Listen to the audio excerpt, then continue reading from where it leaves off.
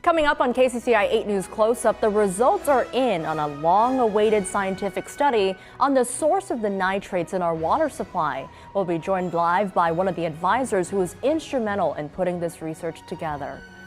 President Trump kicks off a year-long celebration of America right here in Des Moines ahead of the patriotic holiday weekend. How that event also included the president touting his accomplishments. And the president went back to Washington, D.C. for Independence Day and signed his big, beautiful bill. The concerns from Iowa food pantries over changes to one benefit. This is Iowa's news leader. This is KCCI 8 News Close Up. Good morning, and thank you so much for joining us for KCCI 8 News Close-Up. I'm Nicole Tam. President Trump celebrated the 4th of July at the White House, signing his One Big Beautiful Bill into law. He touted the success of the bill's passage while speaking from the balcony overlooking the South Lawn. What we've done is put everything into one bill. It's never happened before. It's the biggest bill of its type in history. Multiple Republican lawmakers were there for the signing of that massive tax cut and spending package. The legislation increases spending for border security and defense, and it also extends Trump's 2017 tax cuts. It also makes steep cuts to several programs, and that includes SNAP and Medicaid. Just a day before that, the president was actually here in Des Moines talking with Iowans at the state fairgrounds. That event was a kickoff to a year-long celebration for America's 250th birthday. While he did mention that, his remarks did become more of a political rally. His budget bill passed earlier in the day after Republican leaders in the House convinced holdouts to get behind that controversial legislation. The president also used it as a chance to sell his biggest domestic policy agenda, one that he says delivers on his campaign promises. The president spent a lot of time talking about his immigration policy and mass deportation plan, and also his goal to strengthen the military. He promised Iowans what he calls his big, beautiful bill will make America a stronger and safer place. The strongest border on earth, the strongest economy on earth, the strongest military on earth, and ensure the United States of America will remain the strongest country anywhere on this beautiful planet of ours. Trump also brought up his idea to ease his tough stance on immigration for migrants who are working on farms. Now, earlier in the week, Trump said that his administration is working to create a temporary pass for workers on farms and in the hospitality industry. He believes the policy will give employers, including farmers, greater control. We're going to sort of put the farmers in charge. And if a farmer's been with one of these people that work so hard, they bend over all day, we don't have too many people can do that. If a farmer's willing to vouch for these people, in some way, Christy, I think we're going to have to just say that's going to be good, right? You know, we're going to be good with it, because we don't want to do it where we take all of the workers off the farms. We want the farms to do great like they're doing right now. The president says this is legislation that he's working on right now with Secretary of Homeland Security Kristi Noem. Now, according to that department, about 42% of farm workers here in the United States between 2020 and 2022 were not legal citizens. KCCI political analyst Dennis Goldford did join us on set following the president's remarks on Thursday. Goldford said it was a very partisan speech, but a lot of people in his fan base do feel that Trump is entertaining to listen to. He's a consummate entertainer. He did that during the caucuses when he first ran in 2015 and 2016. And so this is the kind of speech that he loves to give. It sort of rambles. He calls it the weave, but it's more rambling, almost sounds like stream of consciousness. But he's got some jokes, one-liners, and the folks out there love listening to it. As we mentioned, the president also talked a lot about his accomplishments and touched on some of the celebrations that he had in mind leading up to the next 4th of July. That's when the 250th anniversary of signing the Declaration of Independence happened. Goldford says while there's some hopefulness in that, it's really a technique that politicians on both sides of the aisle have done that can be a divisive strategy, because it sends a message that anyone who opposes Trump as president is not just attacking him, but also attacking America. Part of the president's celebration plan that he announced on Thursday includes a Great American State Fair with exhibits from all 50 states starting right here in Iowa. He also said he has plans to bring a UFC fight to the grounds of the White House, organized by UFC President Dana White. Championship fight, full fight, like 20, 25,000 people. And we're going to do that as part of 250 also. We're going to have some incredible events, some professional events, some amateur events, but the UFC fight's going to be a big deal too. President Trump has been known to attend UFC events, most recently in New Jersey last month. White House Press Secretary Caroline Leavitt says that Trump was dead serious about that plan. She wrote on X, as you see right there, "It's going to be epic." Secretary of Agriculture Brooke Rollins did sign a proclamation calling on all states to implement America 250 programming at every state fair leading up to that anniversary. State fairs across the country are encouraged to establish patriotic centers of celebration. So far, more than 35 states did commit to celebrating America 250. As we mentioned, that event on Thursday was a busy day out there at the fairgrounds ahead of the president's visit. People lined up in the morning waiting for the fairground gates to open at noon for that event. We caught video right here. You can see some excited folks running in to grab seats. Temperatures were in the 90s that day, but with the humidity, definitely much hotter. People braved those temperatures for hours, and some even had a medical emergency from the heat. A lot of people did say after the rally that they were really happy with what the president said and also the patriotic tone of that event. I think it's huge. 250 years to come to Des Moines, Iowa at the fairgrounds to just the regular working folk. I just think it's neater than heck. That's what I think.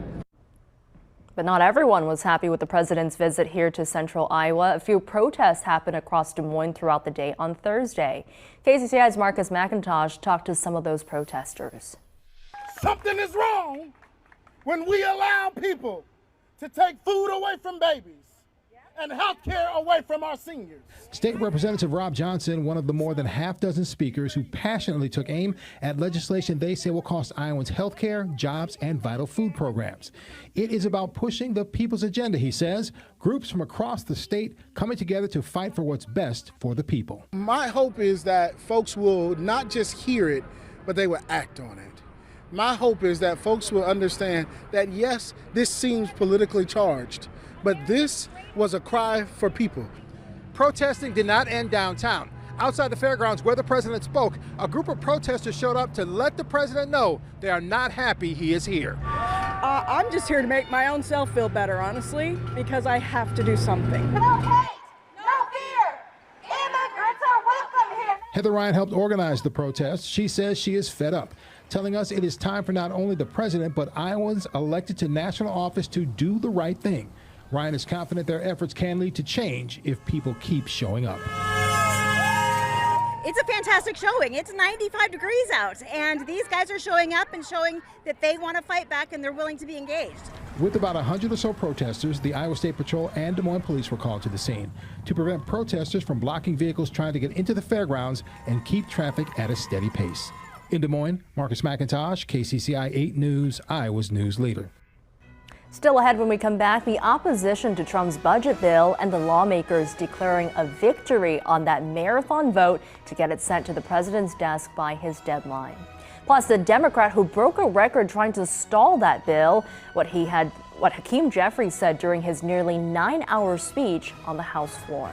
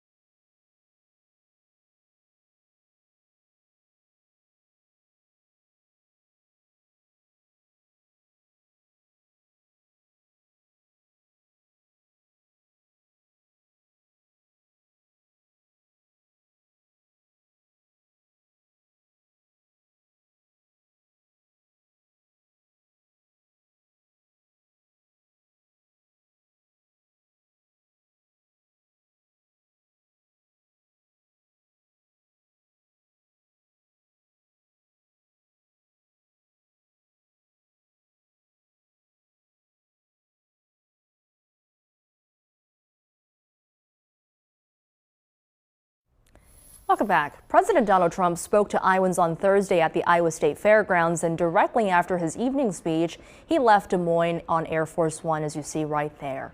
The event was all a part of a year-long celebration of America's 250th anniversary, and it happened on the same day that lawmakers in Washington, D.C. sent President Trump's big, beautiful bill to his desk. Democratic leader Hakeem Jeffries made a record-breaking decision to filibuster President Trump's big, beautiful bill before it passed. Jeffries made the longest speech on the House floor, speaking for nearly 9 hours, and delayed the bill's passage. As Democratic leader, Jeffries can actually talk for as long as he wants during debate on legislation. Jeffries, in his closing remarks, referenced the late Dr. Martin Luther King Jr. and encouraged Americans to press on for democracy. The King said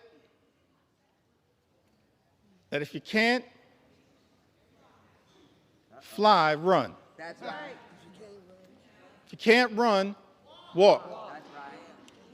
If you can't walk, crawl. But at all times, press on. Press on for the poor. Press on for the sick. Press on for the afflicted. Press on for the least. Press on for the lost. Press on for the left behind. Press on for the rule of law. Press on for the American way of life. Press on for democracy. We're going to press on until victory is won. I yield back. The previous record for longest House floor speech was from then Republican Minority Leader Kevin McCarthy back in 2021. He talked for 8 hours and 32 minutes and delayed a vote on then President Joe Biden's plan to expand the social safety net. Senator Chuck Grassley talked about President Trump's bill at the fairgrounds on Thursday. Senator Grassley and Senator Joni Ernst did vote in favor of that bill. And again, it does extend the president's 2017 tax cuts, makes cuts to Medicaid, and includes more spending for border security and defense. I was happy to stay up 27 hours to see that through to its finality. It's a bill that makes sure we don't get the biggest tax increase in the history of the country. And for all of the Democrats that voted against it, they were voting to have the biggest tax increase in the history of the country. Grassley says the bill will help expand the child tax credit and also support small businesses. The Iowa Democratic Party hosted an event that's focused on the president's budget bill. The Kill the Bill rally took place at Colby Park in Windsor Heights on Thursday, just before the president's event. It was organized to send a message to Trump and his administration about how some Iowans feel about that bill. Their main focus was on cuts to Medicaid and social services like SNAP benefits. It just tells you what I've known now for a long time, since January, that people they're not only upset, they're angry, they're scared. They recognize the ramifications of the things that are happening. It's affecting their daily lives already, and they know that they've got to do something. Rob Sand, who's running for governor, responded to that budget bill, saying that Congress voted to kick over 100,000 Iowans off their health insurance and threaten already endangered rural hospitals. SNAP is the largest federal nutrition program that's helping people put food on the table. The Des Moines Area Religious Council, or DMARC, says it's deeply disheartened by the passage of this budget bill. In a statement, the organization says this legislation puts thousands of our neighbors at a heightened risk of food insecurity and is also a budgetary ticking time bomb for our state. Historically, SNAP benefits are 100% federally funded. In April, SNAP benefits totaled $9.1 million here in Polk County, and it helped more than 75,000 people. That's 28 times more than the value of the food that DMARC says that it provided in that same month. Some Iowans who rely on food assistance are worried about how they'll make ends meet and put food on the table if their benefits are affected. The Food Bank of Iowa says that it will have a devastating impact for a lot of families. At the end of the month, we're kind of like scraping it. You know, what am I going to cook tomorrow? I think there would be a lot of upset people, a lot of moms struggling out there, you know, that need help, to feed their kids. We would see people that we had never seen before accessing pantries. The Big Beautiful Bill Act increases work requirements for some of those SNAP recipients. Still ahead, we're going to take a deeper dive into Iowa's water quality, why scientists say the pollution in our water supply is tied to farming, and what can be done to help that issue.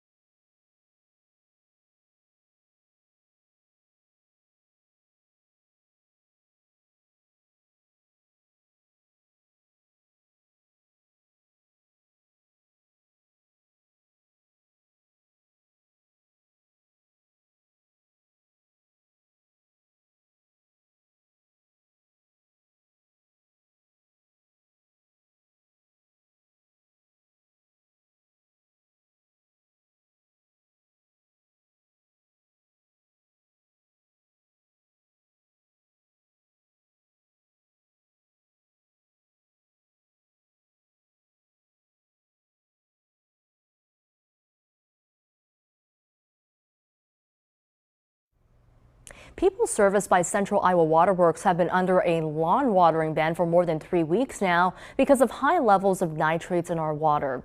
A study that was commissioned by Polk County 2 years ago gives us a look at what is causing the level to rise in both the Des Moines and Raccoon Rivers watersheds. KCCI's Bo Bowman shares the study's findings and the solutions that it's offering. We're hoping that the Central Iowa Water report, this comprehensive report, will serve as a guide. Polk County leaders like Supervisor Matt McCoy first announced the Central Iowa Source Water Research Assessment in 2023. It's regarded to be a first-of-its-kind study, unbiased, and a comprehensive examination of the watersheds for the Des Moines and Raccoon Rivers.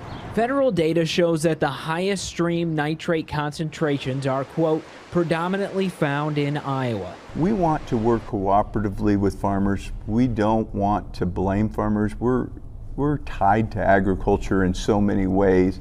The report states that nearly 80% of the nitrate in the Des Moines and Raccoon Rivers is directly tied to agriculture. It also reads that nitrates will continue to be a challenge and the levels will likely get worse.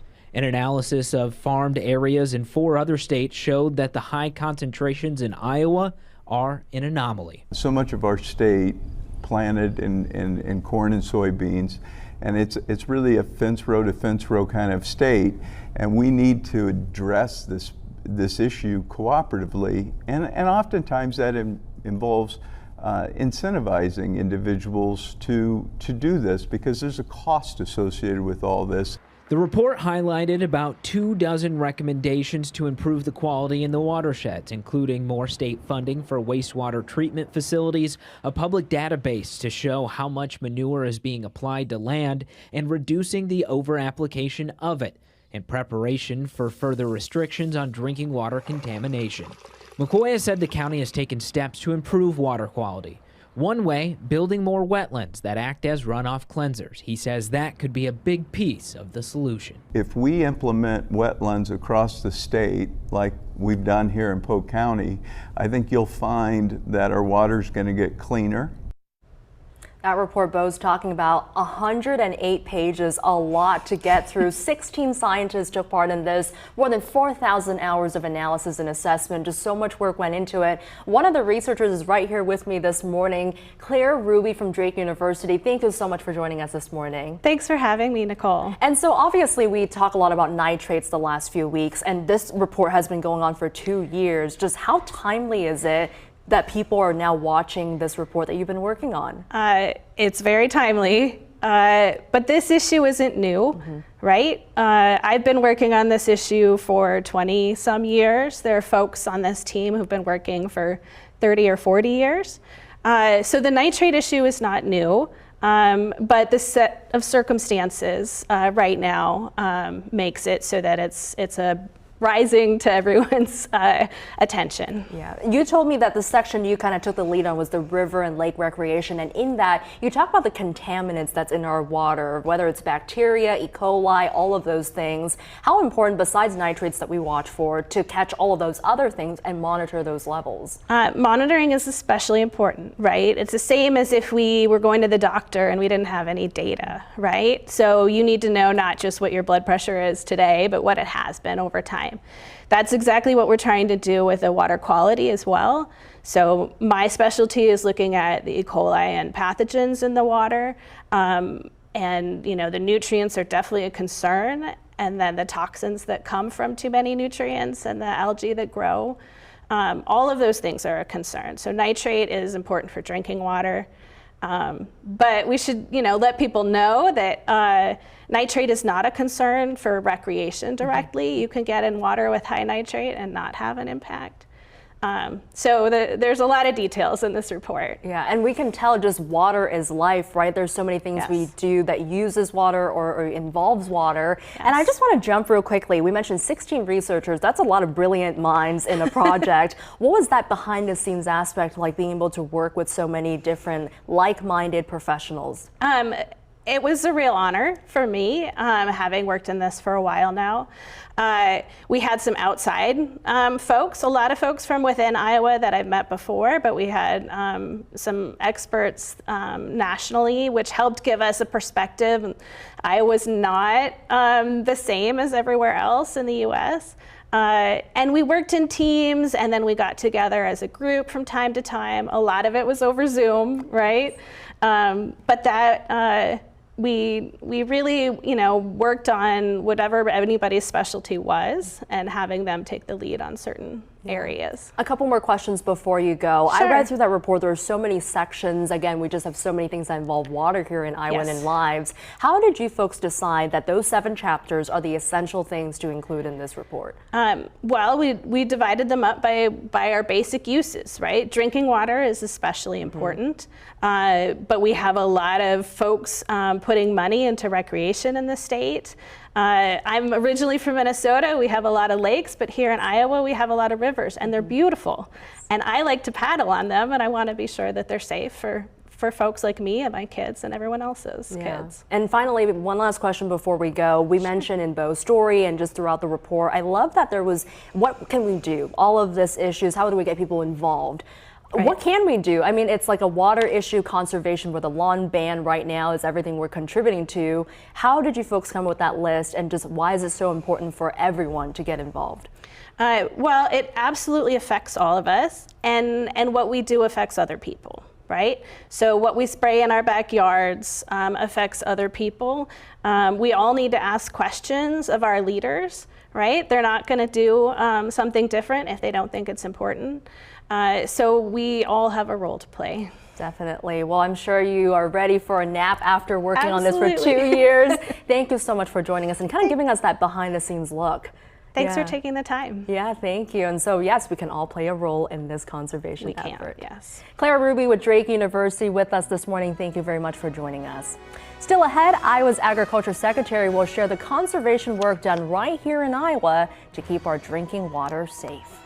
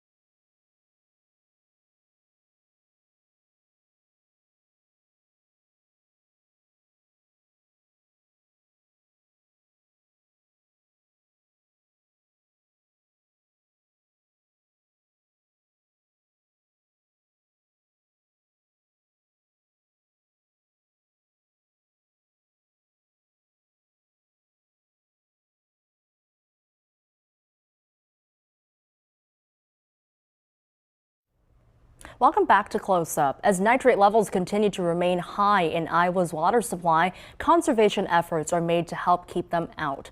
KCCI talked with Iowa Agriculture Secretary Mike Naig about it last week. The secretary says Iowa set a 4-year record for farmers adopting practices that benefit the environment, and that includes reducing nitrates in Iowa's waterways. The federal safety standard for drinking water is 10 milligrams per liter. Central Iowa Water Works uses a water filtration system to produce water that meets those standards. They take water from rivers that has a lot of variability and make that into a product that folks can safely use that complies with the law. And they have done that through some challenging times. You can hear the full conversation with Naig, as well as an Iowa farmer who invests in water conservation efforts. That's available right now on KCCI.com. You can find it under the Investigates tab.